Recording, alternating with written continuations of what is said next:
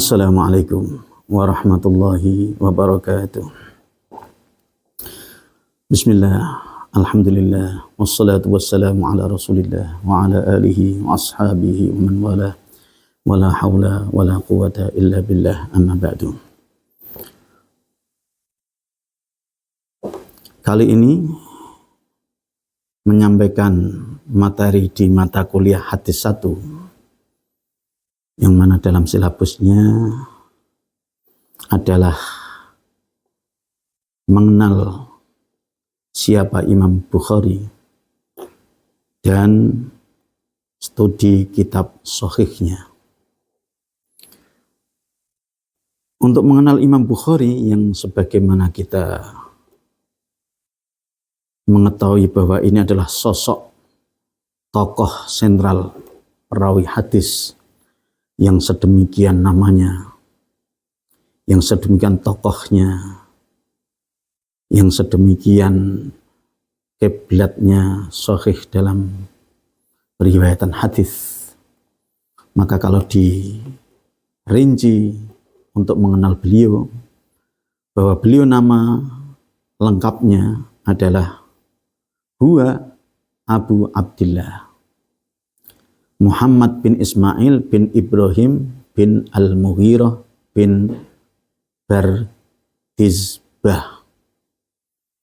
Jadi memang ini tradisi di Arab, nama seseorang itu adalah dirangkai dengan nasab ke atasnya, bapak kakeknya. Sehingga kita pun kalau pernah belajar di Arab atau Timur Tengah, beberapa formulir yang harus diisi ketika menyebutkan nama biasanya adalah dicantumkan kolom pertama nama dia sendiri, kemudian nanti nama bapaknya, dan disusul nama kakeknya. Nah kalau sini malah bertubi-tubi nih, yang meliputi kalau penamaan itu ada alam asma, alam kunyah, dan lakob. Di sini disebutkan alam kunyahnya. Kunyah itu adalah nama yang mengaitkan abun atau ibnu. Selama itu ada ucapan, padahal tidak nama aslinya. Jadi kalau seandainya di akte begitu tidak ada, hanya nama kunyah. Kunyah itu ketika ada namanya itu dicantumkan abu atau ibnu. Nah, dalam dunia Arab juga banyak, walaupun tidak tidak namanya langsung, tapi sudah populer itu. Ibnul Jauzi, Ibnu Taimiyah, atau kalau Abu banyak juga, Abu Hurairah, Abu Bakrin, dan sebagainya.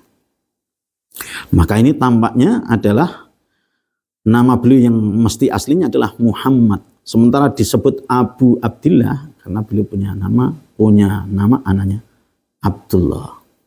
Termasuk Rasulullah Sallallahu Alaihi Wasallam nama aslinya adalah Muhammad.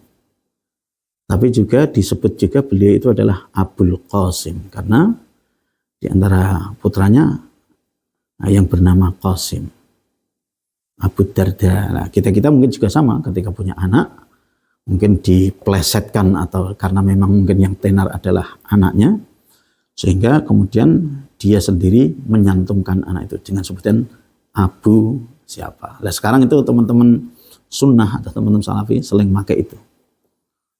Apalagi misalnya belakangan ini nama kita agak kejawen dan sebagainya. Sementara anaknya sudah hijrah, biasanya sering dimakan demikian.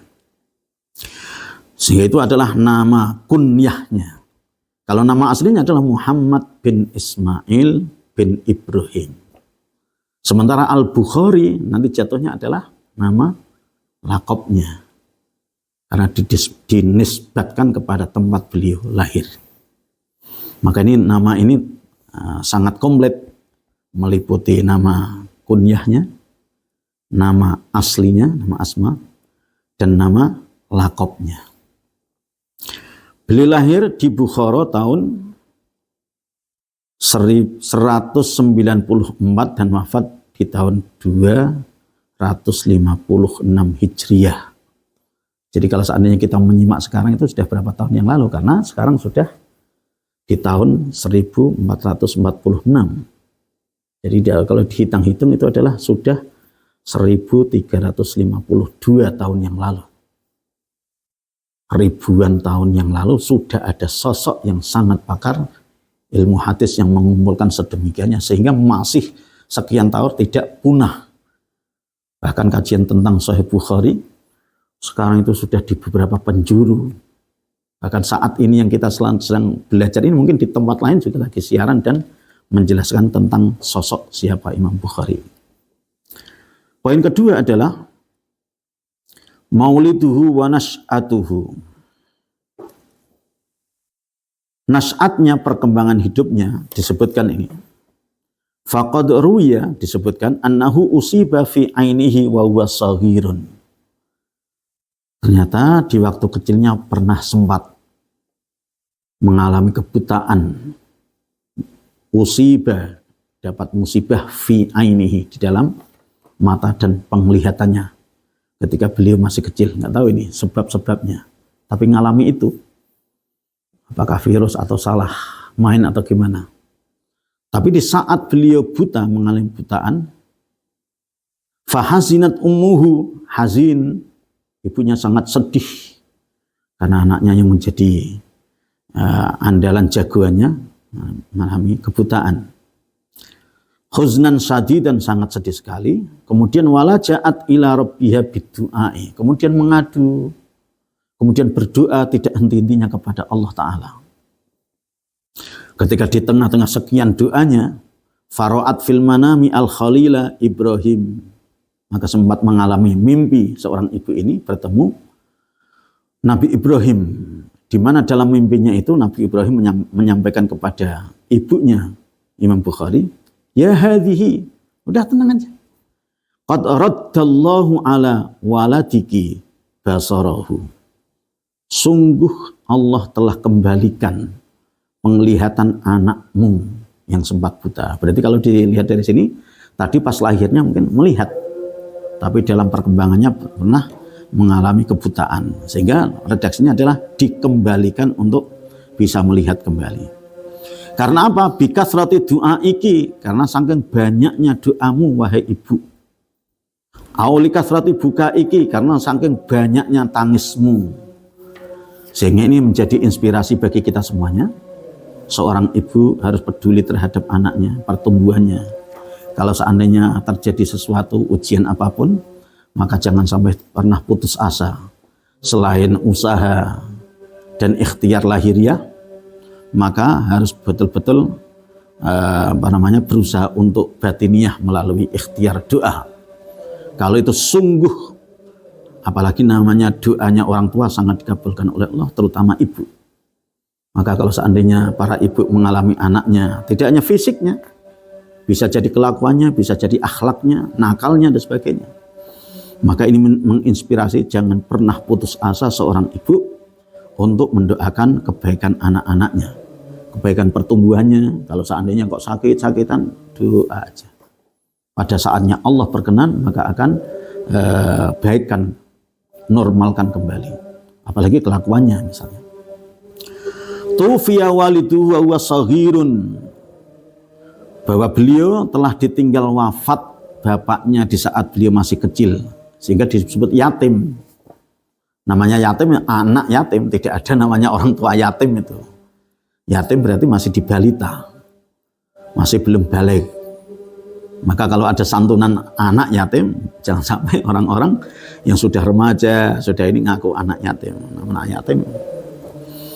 Fanasha'a fi hijri ummihi, kemudian beliau hidup di dalam asuhan ibunya. Ini luar biasa, menginspirasi ibu lagi. Jadi siapapun ibu, kalau ditinggal suaminya dan diberikan tanggung jawab untuk membesarkan anak-anaknya, maka jangan sampai pernah putus asa, dijalani sambil meminta pertolongan kepada Allah Subhanahu wa taala. Bahkan semua jerih payahnya, capeknya, pontang-pantingnya akan menjadi tabungan amal baiknya, sebagaimana yang telah dipraktekkan oleh ibunya Imam Al-Bukhari. Karena kalau kita jalani seorang ibu ini dengan sedemikiannya, maka jangan dikira sangat terjadi kalau seandainya setelah 10 tahun kemudian anak-anak kita menjadi tokoh, menjadi anak yang soleh, menjadi penghafal Quran, dan menjadi dai-dai yang dipertimbangkan di dunia dakwah. Maka seorang ibu ini menjadi terinspirasi atas ini. Wa aqbala ala talabil ilmi mundhus sigori. Ini juga begitu. Jadi sejak dini anak-anak usahakan agar sudah menerima masukan-masukan ilmu, siraman-siraman agama. Jadi kalau seandainya namanya anak main, tapi main sekedarnya. Usahakan dimasukkan di lingkungan-lingkungan ilmu, di lingkungan-lingkungan iman. Ya. Waqad tahaddatsa an nafsihi fi ma dzakara. Dan beliau pernah menceritakan dirinya. Sebagaimana penjelasan tadi itu, Sami'tul Bukhari yaqul. Pernah itu Imam Bukhari mengaku dan menceritakan akan dirinya. Ulhimtu hifdzul hadithi. Saya kasih ilham, pengetahuan berarti. Karena dia sudah belajar, alhamdulillah bisa mampu menyerap. Wa ana fil kuttabi, dan saat itu saya berada di asuhan pendidikan kutab. Kutab itu adalah tempat-tempat pinggiran masjid, bangunan-bangunan. Kalau sekarang mungkin bisa jadi pesantren, bisa jadi bilik-bilik yang ada di dekat masjid. Zaka'uhu wa quwwatu hifdhihi. Termasuk beliau ini sangat cerdas dari awalnya memang. Nah, itu ternyata kalau kita runut dilihat dari fisiknya mungkin buta. Tapi kalau dilihat dari dalamnya cerdas. Ini banyak itu para penghafal Quran yang kecil-kecil itu walaupun kondisi difabel, tapi alhamdulillah daya tangkapnya kuat. Ini termasuk mukjizat yang telah Allah berikan. Anugerah-anugerah yang luar biasa. Wa kana rahimahullah qawiyyadz dzakirati. Sangat kuat ingatannya. Maka kita juga berharap semoga anak-anak kita ini kuat-kuat hafalannya. Jangan sampai pada lemah. Maka betul-betul dididik yang bagus. Orang tuanya betul-betul ikhlas begitu. Sari'al hifdzi, cepat menghafalkannya. Bahkan sempat ini satu cerita yang sangat fenomenal. Selain penuturan para ulama-ulama, di antaranya misalnya adalah pernyataan Imam Muhammad bin Hamdawih Sami'tul Bukhariya yaqul ahfadhu mi'ata alfi haditsin sahihin. Saya bisa menghafal 100.000 hadis yang sahih. Luar biasa. 100.000. Berarti nolnya berapa itu? Nolnya 5. Berupa hadis semuanya. Dan hadis yang dimaksud adalah ya tidak hanya sekedar bunyi matanya, tapi juga sekaligus sanadnya. Jadi rentet-rentet nama-nama termasuk isinya. Bahkan tidak hanya itu, wa mi'atai alfi hadisin, dan 200.000 hadis ghairi sahihin yang tidak memenuhi syarat kesahihan hadis. Bisa jadi hasan, bisa jadi dhaif. Dan bahkan ini pernah suatu kejadian. Karena ulama dunia penasaran, maka pernah itu ulama Baghdad mendengar bahwa Imam Bukhari mau memasuki daerah Baghdad. Oleh karena itu tokoh-tokoh setempat itu dipilih ada 10 ulama dengan materi 100 hadis yang mau diujikan secara terbuka di hadapan Imam Bukhari. Yaitu dengan cara dari 10 ulama tadi itu masing-masing orang dibekali pertanyaan 10 hadis. 10 hadis kali penguji 10 berarti ada 100 hadis. Diacak sanad dan matanya. Penanya yang pertama dikemukakan, padahal itu diacak. Maka Imam Bukhari menjawab, saya nggak kenal ini, nggak tahu hadis ini. Nggak tahu ini. Kemudian dikemukakan penguji yang kedua juga jawabannya demikian. Oleh karena itu dianggap oleh tokoh-tokoh ini, ulama-ulama ini, ternyata kemampuannya hanya begitu. Kok tidak tahu hadis ini, tidak tahu hadis ini.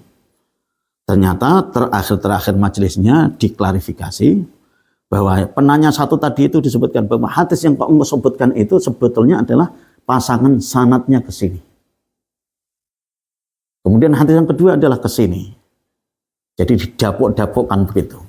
Kalau anak sekarang itu maksudnya adalah bahwa ada tulisan ular, terus nanti ada gambaran ular. Padahal itu diretan begini, dipasangkan.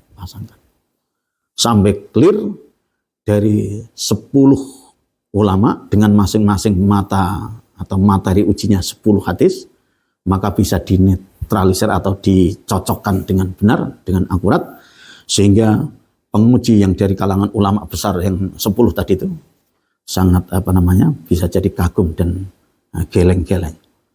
Kita bisa membayangkan saking pakarnya, saking alimnya, saking pinternya, bisa jadi dia ujian terbuka dengan anggota pengujinya adalah profesor-profesor doktor di hadapan mereka. Tapi alhamdulillah beliau bisa menjawabnya dengan baik. Demikian bisa menyimak betapa Imam Bukhari sedemikian meriwayatkan hadis karena melihat sejarah perjalanan hidupnya demikian. Aku qouli hadza wa astaghfirullah li wa lakum wa lisairil muslimin. Wassalamualaikum warahmatullahi wabarakatuh.